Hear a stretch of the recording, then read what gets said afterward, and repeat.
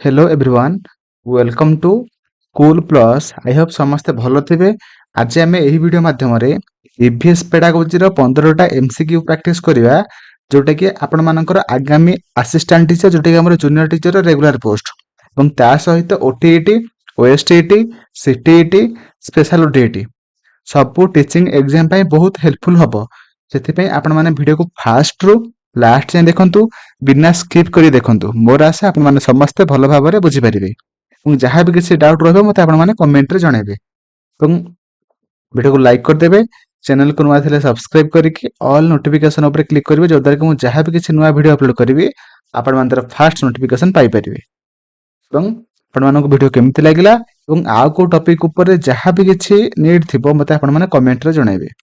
चलंतु video start करिबा। आपण माने प्रथम क्वेश्चन देखि पारथुबे कहिजे which tool is best suited for assessing participation in group activities ହେଲା कहिछि दलगत कार्यकलाप रे अंशग्रहण करबाको मूल्यांकन करिया पई केउ केउ साधनी सर्वोत्तम माने आमे माने जो पिला माने समस्ते ग्रुप रे बा ग्रुप एक्टिविटी सब करंती ग्रुप रे तो से माने केते भाबरे केते पार्टिसिपेशन करछंती कि करूची कि न करूची सेटा आमे जो माने चेक करिया बा मूल्यांकन करिया बा इवैल्यूएशन करिया तेबे सेटा कहा माध्यम रे कले बेस्ट हे परिवो सेटा से आपण मानको क्वेश्चन से पचारछि हैला। तो ऑप्शन अछि कोन ऑप्शन से ऑब्जेक्टिव टेस्ट जोटा कि वस्तुनिष्ठ परीक्षा option B observation checklist option C oral questioning तापर अछि ऑप्शन डी एसे जोटा कि पर्यवेक्षण तनखी तालिका ऑप्शन सी मौखिक प्रश्नावली ऑप्शन डी रचना। तो सठिक आंसर कोन हबो देखंतु आमर वस्तुनिष्ठ परीक्षा हबो नाही मौखिक प्रश्नावली हबो नाही रचना बद्ध हबो नाही कोन हबो ना ऑप्शन बी जोटा कि पर्यवेक्षण तनखी तालिका बा हमर ऑब्जर्वेशन चेकलिस्ट माने टीचर्स जेते बेले पिला माने समस्ते ग्रुप रे सब एक्टिविटी करूथिबे सेते बेले ओ टीचर ऑब्जर्वेशन करिवो एवं सेही अनुसार से चेकलिस्ट को फिल अप करिवो। तो सेटा होची बेस्ट तरीका जोथरे कि माने टीचर माने पिला माने ग्रुप रे माने एक्टिविटी रे को भली भाबरे से माने पार्टिसिपेट करूचंती सब किछि से असेसमेंट करि परिवो हला जोटा कि हमरा ऑप्शन बी हे जिवो सठिक आंसर। ओके तो परवर्ती आमे क्वेश्चन को जिबा एही वीडियो रे आमे माने केवल ईवीएस रे पेडागोजी क्वेश्चन करिबा एवं नेक्स्ट वीडियो रे आमे माने ईवीएस बा जीके क्वेश्चन आमे करिबा हला। तो व्यस्त होबार किछि नाही। तो परवर्ती क्वेश्चन कहिछि the concept of interdependence in environment is best taught through देखि ओडिया रे कहिछि परिवेश रे परस्पर निर्भरशीलता धारणा को सर्वोत्तम भाव रे किपरि शिक्षा जाई पारे हला। माने से कहिछि कि आमे माने सब परिवेश जो रहउछन हम चतुर्पार्श्व रे तो सेटा आमे माने समस्त ऊपर आमे माने परस्पर निर्भरशील भाव रे आमे बंची छंती। तो एटा आमे माने पिला माननकु केमिति पढेबा जोदरा से ऑटोमेटिकली माने माने फील करि परिबे कि आमे परिवेश रे जेहेतु रहउचे आमे समस्त ऊपर डिपेंडेंट हेबाटा जरूरी नहले हे परिबो नाही हैला। तो आमे माने को भली भाबरे पढेबा बा को प्रोसेस रे माने तम पढेबा देखो ऑप्शन अछि option A story telling only option B field visit and observation option C dictation and of definition option D reading text book जोटा कहिछि केवल कहानी कहबा माध्यम रे ना ऑप्शन बी क्षेत्र भ्रमण और पर्यवेक्षण माध्यम रे संख्या गुडी को श्रुत लिखन माध्यम रे ऑप्शन डी पाठ्यपुस्तक पठन माध्यम रे जोटा कि सठिक आंसर हबो कोन ऑप्शन बी जोटा कि फील्ड विजिट और ऑब्जर्वेशन आमे माने कोन करबा पिला मानको क्षेत्र भ्रमण रे नेबा एवं ता सहित से मानको कहबा कि से माने पर्यवेक्षण करंतु हैला। तेबे जे कि पिला माने सब परिवेश रे केमिति सब चलीची के कहा ऊपर डिपेंडेंट हे कि रहउची सब किछि से माने बुझी परिबे हैला। जदि आपण मान जदि पिला मानको क्षेत्र भ्रमण एवं ता सहित पर्यवेक्षण करिया पई कहिबे तो हैला सेति पे हमर ऑप्शन बी हे जिवो सठिक आंसर। ओके परवर्ती क्वेश्चन कहिछि which assessment tool help to track a child's progress over time in EVS हैला जोटा कि कहिछि परिवेश पाठर केउ मूल्यांकन साधनी जणे शिशुर अग्रगति को समय क्रमे अनुसरण करिवारे सहायता करे हैला। कुंतु मते आमे को टूल माध्यम रे बा को असेसमेंट टूल माध्यम रे ଗୋଟେ ପିଲା ଆକ୍ଚୁଆଲି ଇଭିଏସ୍ ଟାକୁ କେମିତି ପଢୁଛି ଆମେ ଜାଣିପାରିବା। ଅପସନ୍ ଅଛି portfolio, option B annual exam, option C multiple choice test, option D oral test. ଏଟାକୁ ଓଡ଼ିଆରେ କହିଛି ପୋର୍ଟଫୋଲିଓ, ବାର୍ଷିକ ପରୀକ୍ଷା, ବହୁ ବିକଳ୍ପ ପରୀକ୍ଷା, ମୌଖିକ ପରୀକ୍ଷା। ଦେଖନ୍ତୁ ଆମେମାନେ ଗୋଟେ ପିଲାର ଇଭିଏସ୍ ରେ ସେ କେତେ ପ୍ରୋଗ୍ରେସ କରୁଛି ତାକୁ ଆମେମାନେ ଆନୁଆଲ ପରୀକ୍ଷା ଜାଣିପାରିବା ନାହିଁ, ଏଟା ଖାଲି ଥିଓରି ପରୀକ୍ଷା। ବହୁ ବିକଳ୍ପ ମଧ୍ୟ ହବ ନାହିଁ, ମୌଖିକ ପରୀକ୍ଷା ମଧ୍ୟ ହବନି। ତ କଣ ହବ ନା ଆମର ଅପସନ୍ ଏ ଯୋଉଟା କି ପୋର୍ଟଫୋଲିଓ, ମାନେ ସେ ବର୍ଷ ସାରାର ଯାହା ବି କିଛି ଇଭିଏସ୍ ର ଯାହା ବି କିଛି ସବୁ ପ୍ରୋଜେକ୍ଟ କରିଥିବ ବା ତାର ଯାହା ବି କିଛି କ୍ରିଏଟିଭ ଥିଙ୍କିଂ ଥିବ ସେଟାକୁ ସେ ଲଗେଇକି ଯାହା ବି ସବୁ ମାନେ ପ୍ରୋଜେକ୍ଟ କରିଥିବ ବା ଆମର କବିତା ଲେଖୁ, ଗୀତ ଲେଖୁ, ଯାହା ବି କିଛି ହେଲା, ଯାହା ବି କରିଥିବ ତାକୁ ଆମେ ମାନେ ବେସ୍ କରିକି ଆମେ ଜାଣିପାରିବା କି ମାନେ ଗୋଟେ ପିଲାର ଇଭିଏସ୍ କ୍ଷେତ୍ରରେ ତାର କେତେ ପ୍ରୋଗ୍ରେସ ହୋଇଛି ହେଲା। ତ ଅପସନ୍ ଏ ହେଇଯିବ ସଠିକ ଆନ୍ସର। ମୋର ଆଶା ଆପଣମାନେ ସମସ୍ତେ ସବୁ କ୍ୱେଶ୍ଚିନ୍ କୁ ଠିକ ଭାବରେ ବୁଝିପାରୁଥିବେ। ତ ପରବର୍ତ୍ତୀ କ୍ୱେଶ୍ଚିନ୍ କହିଛି which one of the following is a teacher centred method ହେଲା। ଆମର ନିମ୍ନଲିଖିତ ମଧ୍ୟରୁ କେଉଁଟି ଗୋଟେ ଶିକ୍ଷକ କୈନ୍ଦ୍ରିକ ପଦ୍ଧତି ଅଟେ? ତ ଅପସନ୍ ଅଛି observation method, lecture method, problem solving method, option D project method. ଯୋଉଟାକି ଓଡ଼ିଆରେ କହିଛି ପର୍ଯ୍ୟବେକ୍ଷଣ ପଦ୍ଧତି, ବ୍ୟାଖ୍ୟାନ ପଦ୍ଧତି, ସମସ୍ୟା ସମାଧାନ ପଦ୍ଧତି ନା ପ୍ରକଳ୍ପ ପଦ୍ଧତି। ଦେଖନ୍ତୁ ଆମର ଅବଜରଭେସନ ପଦ୍ଧତି ହେଲା, ସମସ୍ୟାକୁ ସମାଧାନ କରିବାର ପଦ୍ଧତି ହେଲା, ବା ଆମର ପ୍ରୋଜେକ୍ଟ ମେଥଡ ହେଲା ବା ପ୍ରକଳ୍ପ ପଦ୍ଧତି ହେଲା, ସବୁକିଛି ଆମର କଣ ଚାଇଲ୍ଡ ସେଣ୍ଟର୍ଡ ମେଥଡ ହେଲା। କିନ୍ତୁ ଆମର ଲେକ୍ଚର ମେଥଡ ଯୋଉଟାକି ଆମେ ଖାଲି ପଢିବା, ଖାଲି ଆମେ ମାନେ ପିଲାଙ୍କୁ କହିଦେଇ ଯିବା ହେଲା, ଖାଲି ବ୍ୟାଖ୍ୟାନ କରିବା, ସେଟା ହବନି ହେଲା। ଯୋଉଟା ଆମର ଗୋଟେ ଏଇଟା ହଉଛି ଆମର ଗୋଟେ କଣ ହଉଛି ଟିଚର ସେଣ୍ଟର୍ଡ ମେଥଡ ହେଲା। ସେଥିପାଇଁ ଆମର ଅପସନ୍ ବି ହେଇଯିବ ସଠିକ ଆନ୍ସର ହେଲା। ଏଠି ଆପଣମାନଙ୍କୁ ପଚାରିଥିଲା ଯେହେତୁ ଶିକ୍ଷକ କୈନ୍ଦ୍ରିକ ପଦ୍ଧତି କୋଉଟା, ଅପସନ୍ ବି ହେଇଯିବ ସଠିକ ଆନ୍ସର। ତ ପରବର୍ତ୍ତୀ କ୍ୱେଶ୍ଚିନ୍ କହିଛି which of the following is not the aim of environmental studies at primary level ହେଲା। ତ କହିଛି ଏଠି ଆପଣମାନଙ୍କୁ ଓଡ଼ିଆରେ କେଉଁଟି ପ୍ରାଥମିକ ସ୍ତରରେ ପରିବେଶ ଅଧ୍ୟୟନର ଲକ୍ଷ୍ୟ ନୁହେଁ କୋଉଟା ସେ ପଚାରିଛି ହେଲା। ତ ଅପସନ୍ କହିଛି to aware about the importance of environment, option B କହିଛି to know the way of ecological balance, option C କହିଛି excessive use of natural resources and learning life skills based on moral value। ଦେଖନ୍ତୁ ଆପଣମାନେ ଯେତେବେଳେ pedagogy question କରୁଛନ୍ତି ଯଦି not question ପଚାରି ନାହିଁ ଆପଣମାନେ ଚାରିଟାଙ୍କ ଅପସନ୍ ମଧ୍ୟରୁ ଗୋଟେ ନେଗେଟିଭ ଅପସନ୍ କୁ ଦେଖିବେ, ସେଇଟା ଆପଣମାନଙ୍କର ଆନ୍ସର ହବ। ଯଦି ଆପଣମାନଙ୍କୁ ନଟ୍ ପଚାରିଛି ତ ଆପଣଙ୍କ ଚାରିଟାଙ୍କ ଅପସନ୍ ମଧ୍ୟରୁ ନେଗେଟିଭ ଟାକୁ ଦେଖିବେ ହେଲା। ଯଦି ନଟ୍ କହିଛି ନେଗେଟିଭ ଦେଖିବେ, ଯଦି ନଟ୍ କହିନି ଆପଣମାନେ ପଜିଟିଭ ଟାକୁ ଦେଖିବେ ହେଲା।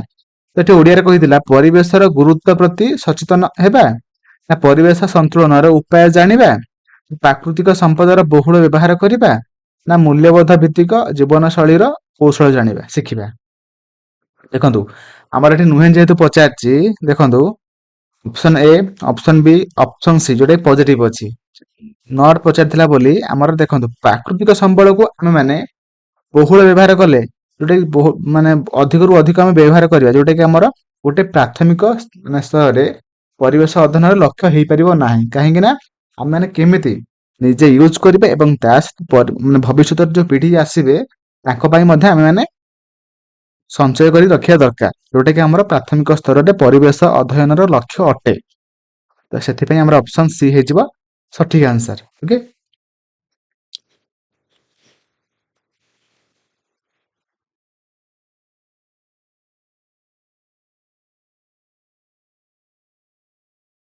ପରବର୍ତ୍ତୀ କ୍ୱେଶ୍ଚିନ୍ କହିଛି which of the following best explains significance of EVS ହେଲା।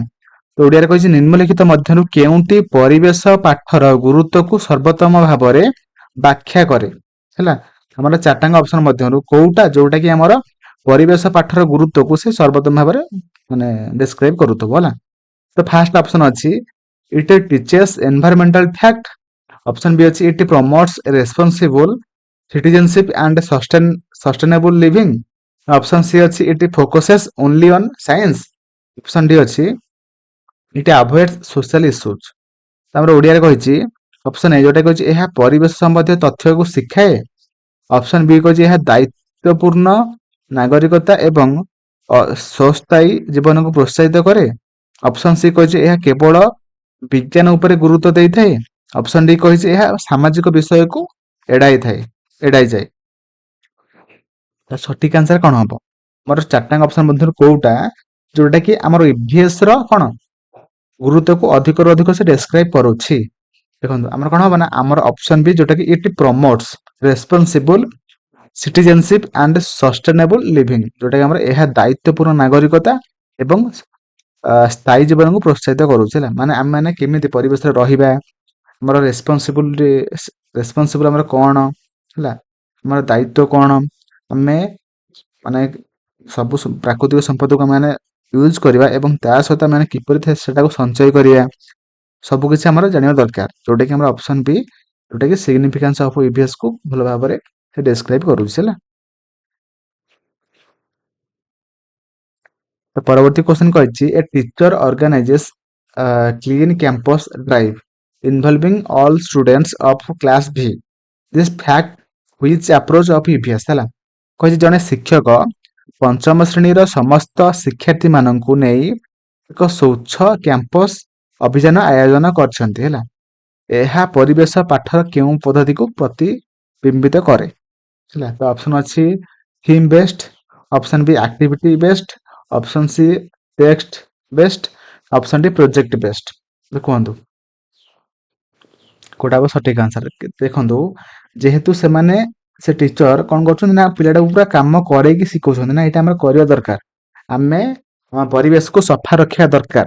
ତ ସେଟା ଯେହେତୁ ସେ କାର୍ଯ୍ୟ କରୁଛନ୍ତି, ଆମର ଅପସନ ବି ହେଇଯିବ ସଠିକ ଆନ୍ସର ହେଲା, ଆକ୍ଟିଭିଟି ବେସ୍ଡ ଆପ୍ରୋଚ ହେଲା। ପରବର୍ତ୍ତୀ ଆମେ କ୍ୱେଶ୍ଚନ କୁ ଯିବା। କହିଛି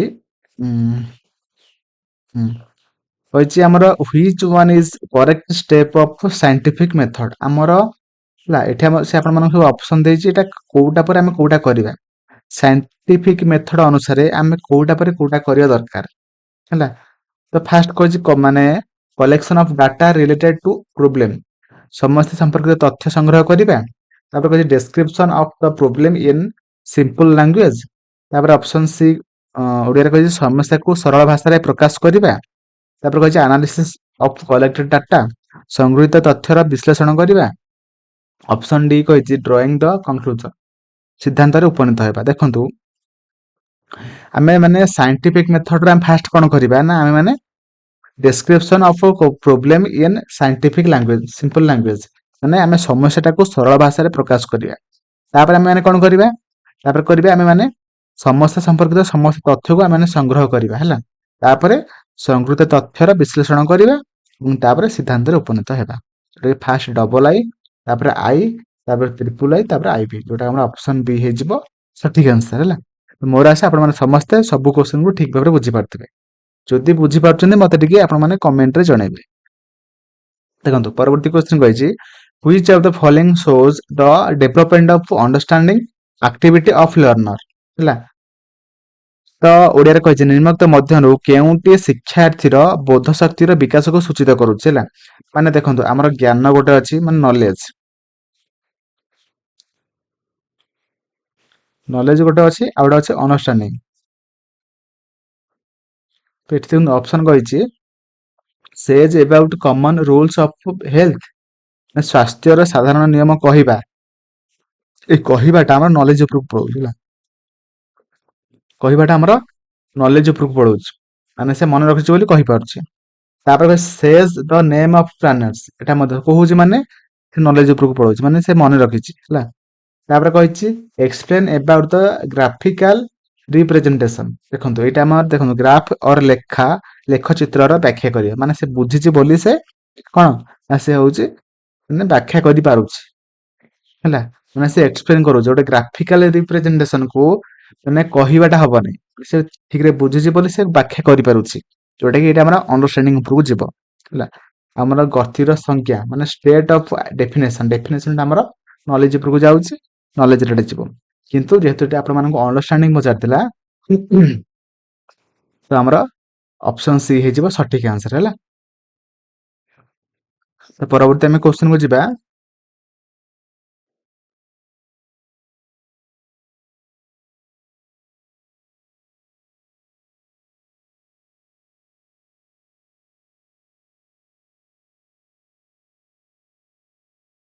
କହିଛି ଆପଣମାନଙ୍କୁ ଏଠି କହିଛି ହ୍ୱିଚ୍ ୱାନ୍ ଇଜ୍ ଆନାଲୋଜିକାଲ କ୍ୱେଶ୍ଚିନ୍ ହେଲା।